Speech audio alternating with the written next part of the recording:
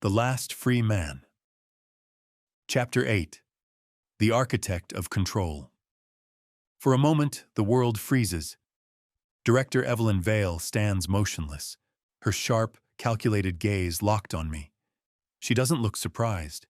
She looks expectant, like she knew I'd be here, like she's been waiting for me. I swallow hard. This is bad. Behind her, rows of Harmony officers stand ready, rifles raised, bodies poised for attack. But they don't fire. They're waiting for her order. That's worse. Sable mutters under her breath. Okay. So what's the plan? Arik doesn't look away from Vale. We're listening. Ren clenches her fists. We should run. I don't move. Because Vale isn't attacking. She's watching me. And then she speaks. You don't belong here, Logan. Her voice is measured, calm, a scalpel, not a blade. She tilts her head slightly, studying me like a scientist dissecting a failed experiment. You were never meant to survive this long. A chill crawls down my spine. Arik steps in front of me, shifting slightly into a defensive stance. You're outnumbered, Director. Vale doesn't look at him. She doesn't even acknowledge him. Her eyes never leave mine. She isn't here for them. She's here for me. Ren grips my arm. Logan, we have to go. But I can't move, because something about this feels wrong. Vale isn't angry. She isn't issuing orders. She's calm. Too calm.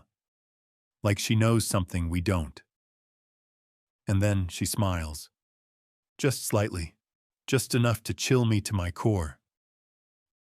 You still don't understand, do you? I say nothing. Her smile widens, just a fraction. You're not here to destroy Harmony. Her voice is quiet, certain, absolute. You're here because I let you in. My blood runs cold. I feel Ren's grip tighten on my wrist. Arik tenses beside me. Sable shifts slightly, her fingers hovering near her concealed knife. But Vale doesn't react. She takes a single step forward. Did you really think you broke into Sector 1? She murmurs. That you made it through the checkpoints, past the biometric scanners, into my archives, all by chance. I feel sick. She's right. None of this should have been possible. But it was. Because she let it happen. I force my voice to stay steady. Why? Vale's gaze darkens slightly, like she's amused that I even have to ask. Because, she says softly, I needed you to see it. She lifts her chin slightly, motioning toward the glowing black monolith at the center of the room. The truth. I don't want to look, but I do. And what I see destroys everything I thought I knew.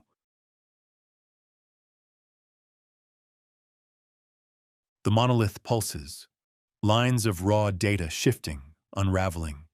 It's not just a server, it's a memory vault, a history that was never meant to be seen.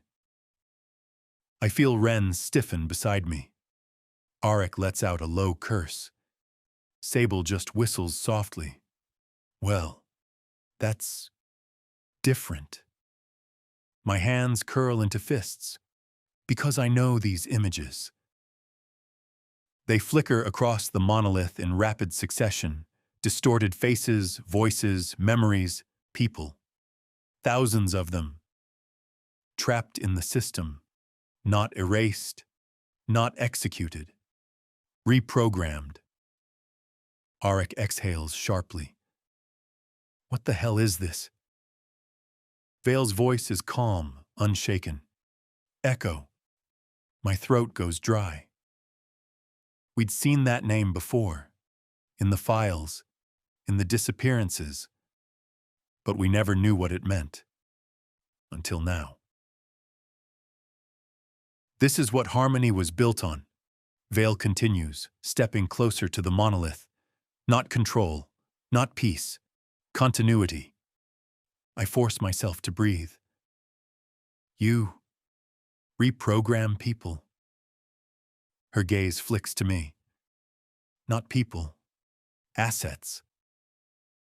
My stomach turns. She's talking about human lives. People with pasts, families, identities. But to her, they're just lines of code. Sable snorts softly. And let me guess. This is the part where you tell us we're all too stupid to understand the genius of your dystopian nightmare? Vale doesn't blink. You don't have to understand. She lifts her chin slightly. You only have to choose. A shiver runs down my spine, because suddenly, I know what she's about to say, and I want to be wrong. Her gaze settles on me. You were never meant to be an enemy, Logan. The words land too heavy, too final. She tilts her head slightly. You were meant to be an upgrade. My breath catches. Sable stiffens. Oh, hell no. Arik's hand moves toward his weapon, but Vale just smiles slightly, like she expected this. You don't have to run anymore, she murmurs. You don't have to fight. You don't have to be afraid. Her voice is soft, deadly, absolute. Join me. The air crackles between us. The monolith hums softly.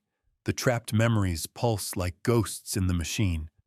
And suddenly, I realize I was never here to destroy harmony. I was here to become a part of it. I don't move. I don't breathe. Vale's words hang in the air like a trap, waiting for me to step into them. I force myself to speak past the tightness in my throat. You think I'd ever choose this? Vale tilts her head slightly, as if disappointed. You already have. My stomach turns. Sable mutters under her breath, tense, unreadable. Logan. Arik shifts his stance, ready to move, ready to fight. But Vale just watches me, because this isn't about them. It's about me. She steps toward the monolith, running a gloved hand along its smooth, pulsing surface. Do you want to know why you survived? She murmurs. The room feels colder. I say nothing, but she answers anyway. You weren't supposed to. She turns, her gaze pinning me in place. But something changed. A flick of her wrist. The monolith shimmers, and suddenly, I'm staring at my own reflection in the swirling data. Numbered, not just me. Hundreds of versions of me. Flickering, rotating, slightly different, yet the same. Echoes. I take a step back. My pulse slams against my ribs. Ren's breath catches. What? Vale tilts her head. You aren't the first, Logan. The words hit like a fist to the chest. Arik grips his weapon. What the hell does that mean? Vale barely spares him a glance. Her focus is on me, because she knows. I know. And I don't want to. Sable's voice is tight, sharp. Logan, what is she talking about? I try to deny it, try to rationalize it, but the images keep shifting. Different versions of me, running, fighting, resisting. Some make it further, some die sooner, but they're all me. Vale lifts a single eyebrow. Do you understand now? My throat closes up. No. My voice catches, because deep down, I already know the answer. Harmony never erases threats.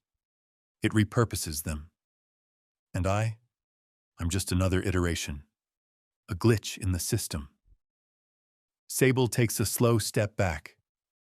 Oh, hell no. Arik looks like he's about to be sick.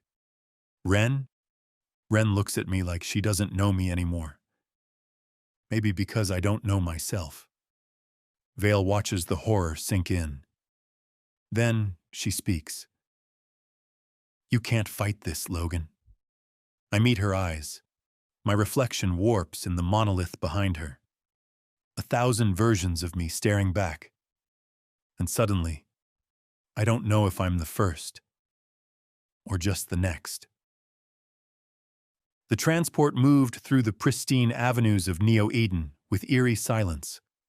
Outside, the city glowed in its artificial perfection, glass towers stretching into the sky, their mirrored surfaces reflecting the ever-static blue of the manufactured heavens.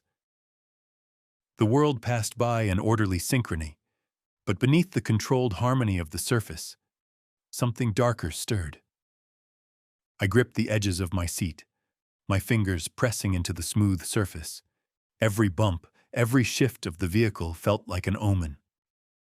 Arik sat across from me, his expression unreadable, though his eyes flickered toward every subtle movement outside. Ren remained locked into her data slate, sifting through layers of encryption, seeking any weakness in the fortress that was Sector 1. Sable, on the other hand, looked entirely at ease.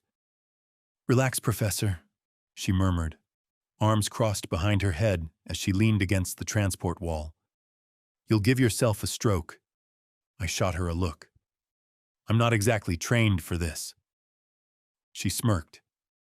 That's what makes this fun. The convoy took a sharp turn. Outside, the towering cityscape of Neo-Eden's outer districts faded into the more rigid, angular design of the government quarter. We were closing in. My stomach twisted. Then, something changed. The transport slowed.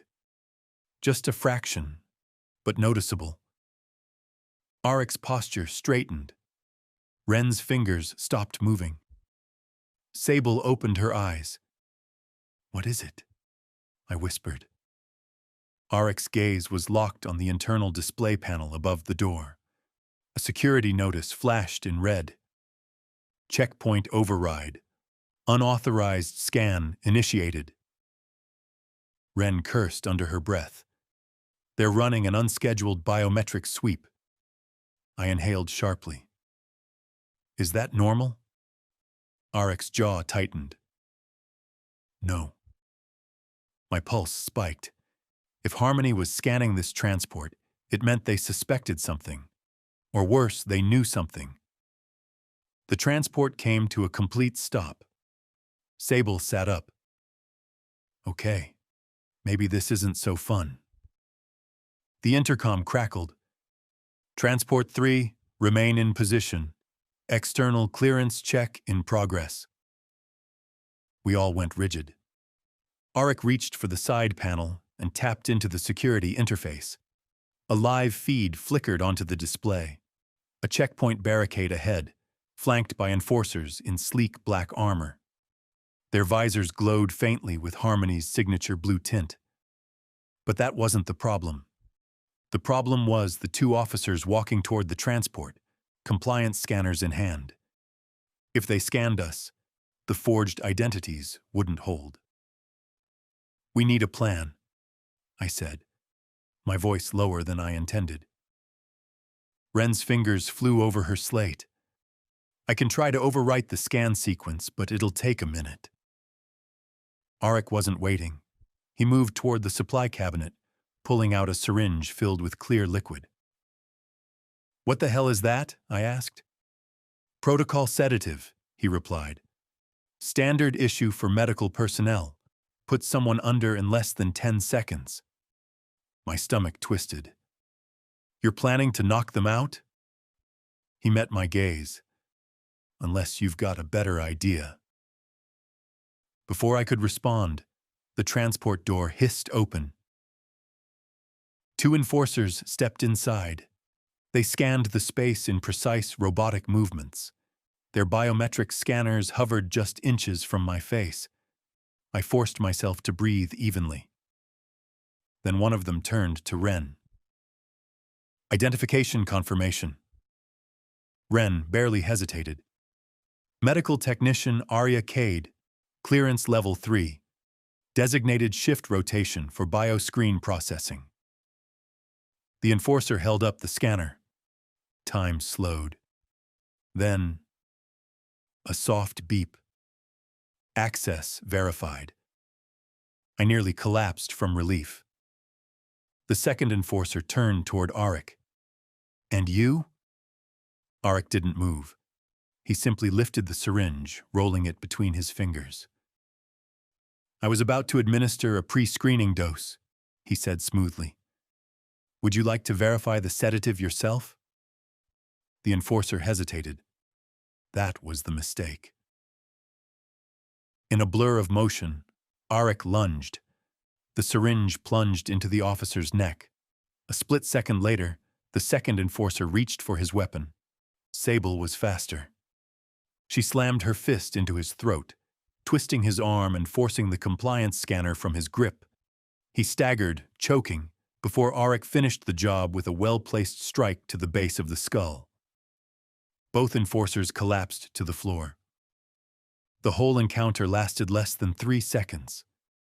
I exhaled sharply. That was... Arik silenced me with a glance. Help me move them. I scrambled forward, adrenaline making my hands unsteady. Sable shoved one officer into the corner while Arik secured the other. Ren tapped a command into her slate. The biometric scanners flashed green. False readings uploaded, she murmured. To Harmony, they're still awake. I swallowed hard, my heart still hammering. That was close. Arik adjusted his uniform. Too close. The transport lurched forward again. We were moving. I forced myself to breathe. The checkpoint was behind us, but the mission had only just begun. Because ahead of us, rising into the skyline, stood the impossible fortress of Sector 1. And inside it, the last free woman in Neo-Eden, Evelyn Vale. The transport continued its steady path towards Sector 1, its wheels gliding over the pristine roads in absolute silence. Inside, the air felt heavier than before, thick with the lingering tension of what had just happened. Two enforcers lay motionless in the far corner, their bodies slumped against the steel interior. Their breathing was shallow. Arik's sedative had worked, but it wouldn't last forever. I adjusted my uniform, trying to still the tremor in my fingers. We had made it past the first checkpoint, but if Harmony had been running unscheduled biometric scans, it meant someone, somewhere, had flagged this transport, and that meant we were already on borrowed time. Sable leaned against the side panel, exhaling slowly. That was fun. Arik shot her a sharp look. Stay focused. She smirked. Relax, soldier. We're still breathing. Ren ignored them both, her fingers flying over the tablet in her lap. Her face was tight with concentration, a crease forming between her brows. I watched as lines of code streamed across the screen in rapid succession. They're tracking the transport, she murmured. My stomach tightened. How do you know? She tapped a section of the data stream. This signal wasn't here before. It's an active relay, piggybacking off the vehicle's internal diagnostics. I didn't need to be a hacker to understand what that meant. Harmony had us locked in their sights.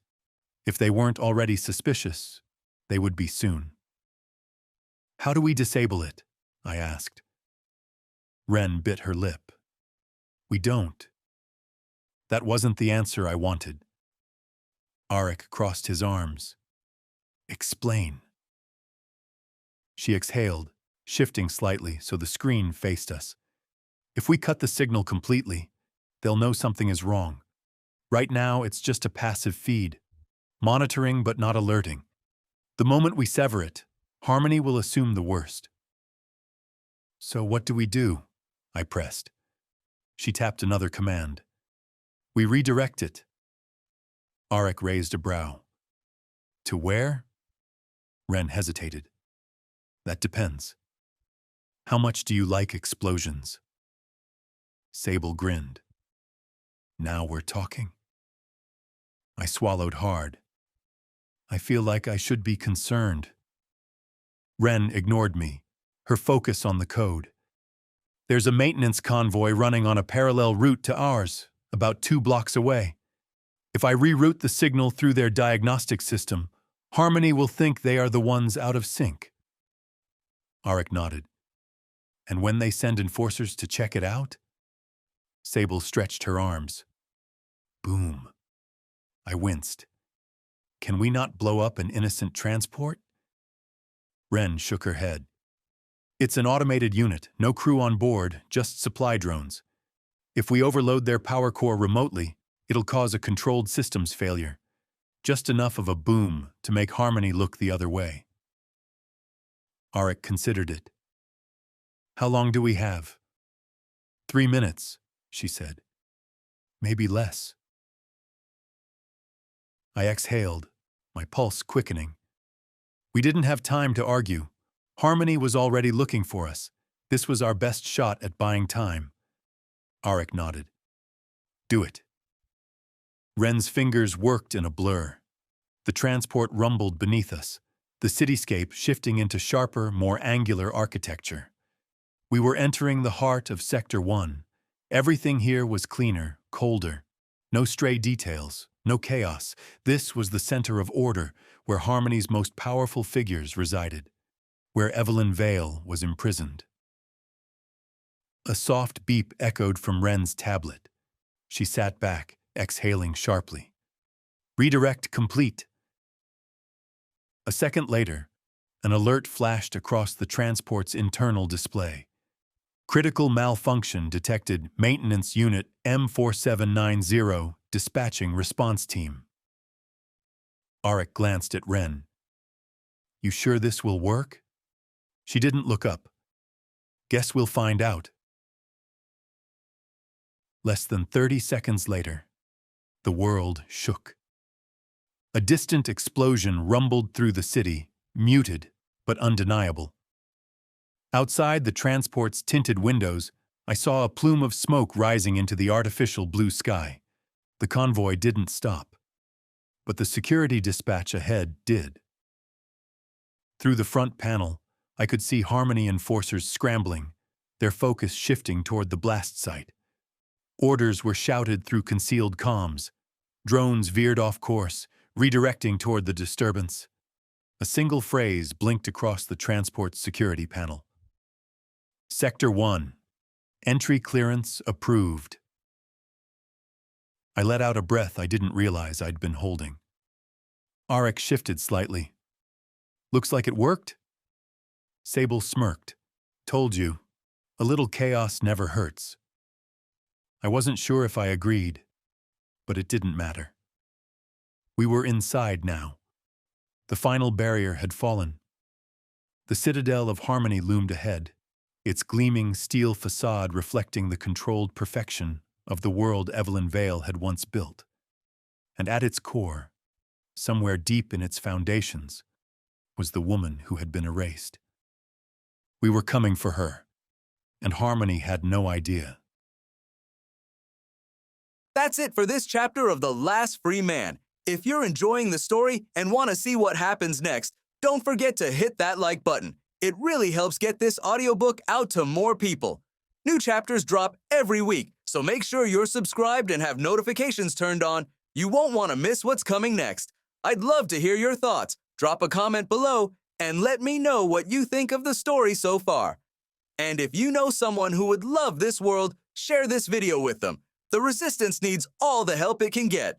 Until next time, stay free.